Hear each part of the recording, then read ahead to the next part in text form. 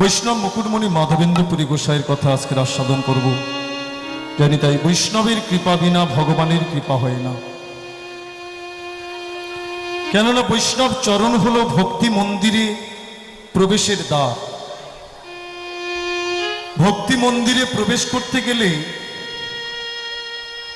আগে বৈষ্ণব চরণ আশ্রয় করতে হবে।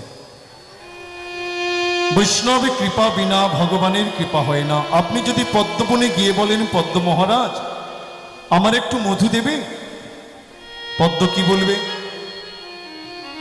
মধু আমার।